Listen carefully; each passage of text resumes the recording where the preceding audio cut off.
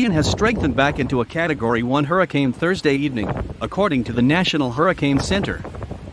The storm is expected to bring hurricane force winds to the South Carolina coast early Friday, the NHC reports. As of 5:30 p.m. Thursday, Ian was 310 miles southeast of Myrtle Beach, traveling 10 miles per hour and with winds of 75 miles per hour, according to the National Weather Service. Communities along the Grand Strand are holding out to see what Hurricane Ian will bring to the area. Some vendor tents and businesses were closed in Surfside Beach, Garden City Beach and Model's Inlet as the Myrtle Beach Bike Week Fall Rally is underway.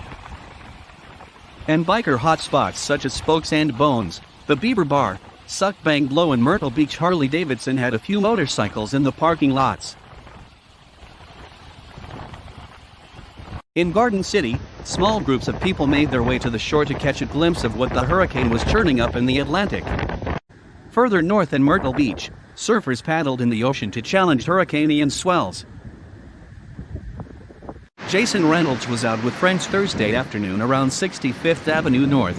The Wisconsin native moved to the area 4 years ago and tries to surf whenever he can, even in tropical systems. There's always the risk of drowning that adds to it, he said of the thrill that comes with surfing during a hurricane. Now it's like a vessel walk. While the risk of dangerous seas rises as the hurricane approaches the Grand Strand, the waves weren't rough enough early Thursday afternoon for Reynolds and his friends to not enter the water. It's kinda choppy but not too bad. The current is moving pretty hard but not horribly hard, Reynolds said. A double red flag warning was issued for both Myrtle Beach and North Myrtle Beach Thursday morning. The double red flag warns people not to swim. Afternoon update: Horry County, including its coast, remains under a hurricane warning as Tropical Storm Ian makes its way towards South Carolina. The storm is currently moving 9 miles per hour, with maximum sustained winds of 70 miles per hour, the National Hurricane Center reports. The storm is forecast to make landfall in the Charleston area Friday, forecasters say. Horry County may see a storm surge of 3 to 4 feet, said National Weather Service meteorologist John Quagliariello. This forecast could change if the path of the storm shifts, he added. Flash flooding is also possible due to heavy rainfall. Tropical storm force winds will develop later Thursday along the coast and then spread inland through Friday morning, Quagliariello said. Wind gusts could reach 60 miles per hour along the coast, he said, and people should prepare for power outages. Conditions are expected to improve late Friday and into Saturday.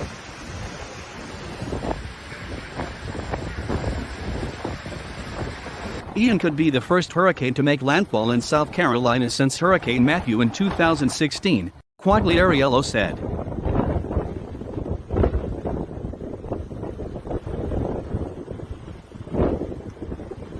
Kim Stenson, the South Carolina Emergency Management Director, offered several tips during an afternoon press conference with South Carolina Governor Henry McMaster,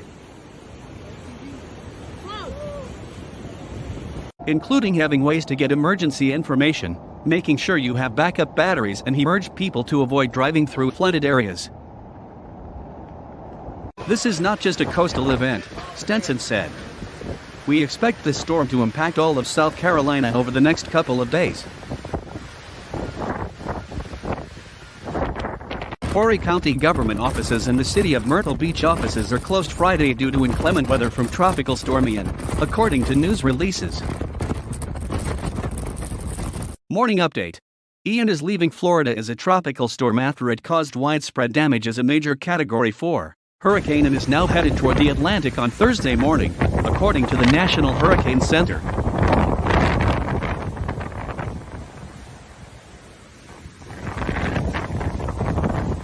Conditions across Horry County remain overcast as the area prepares to receive multiple inches of rainfall, which is forecast to begin later in the day Thursday and last into Saturday. The South Carolina Emergency Management Division is urging people to finalize their storm preparations Thursday as forecasters now believe Ian could make landfall in Charleston as a Category 1 hurricane.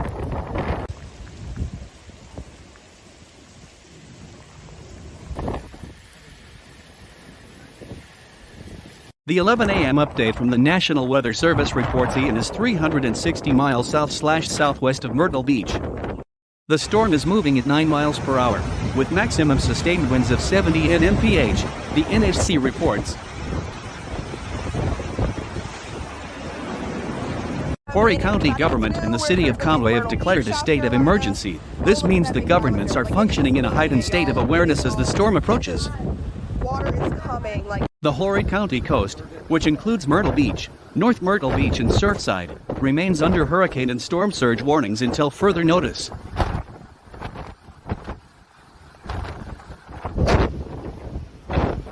A hurricane warning means hurricane force winds are forecast in the area within the next 36 hours, and a storm surge warning means there is a danger of life-threatening inundation that could come from rising water moving inland, according to the NWS.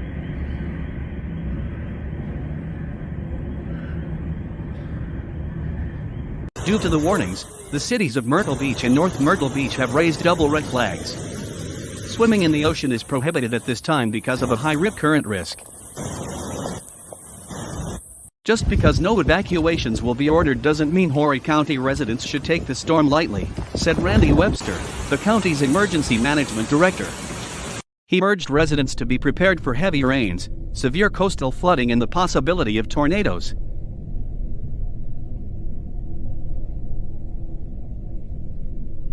This isn't a cakewalk, he said. It's a dangerous situation and we need folks to make sure to understand. Don't go driving around barricades. Don't be out in it if you don't need to be. It's a serious event or we wouldn't be doing what we're doing. Cherry Grove side. Starting to get a little... Speaking to reporters Thursday morning, Webster said officials expect winds of 20 to 30 miles per hour to pick up later today and continue through Friday. Flash flooding is a risk countywide because of the downpours, and he's particularly concerned about coastal flooding during high tide.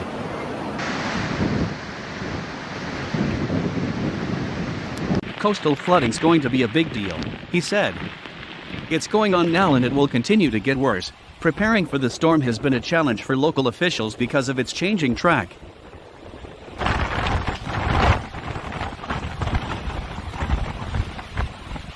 It's been a little bit different, Webster said. This has been a very difficult storm for the Hurricane Center to predict where this is going and how bad it's going to be here. It's not like it's directly coming to us initially off the Atlantic. There's been a lot of wondering what's really going to happen. Regardless of how severe the impacts are, Webster said some storm guidance never changes. Don't drive around barricades, don't use generators indoors, and avoid unnecessary trips until the weather clears. Stay off the streets tomorrow as much as possible, he said. Use common sense and just ride things out. Let's hope it's over within 24 hours and we see a better day Saturday.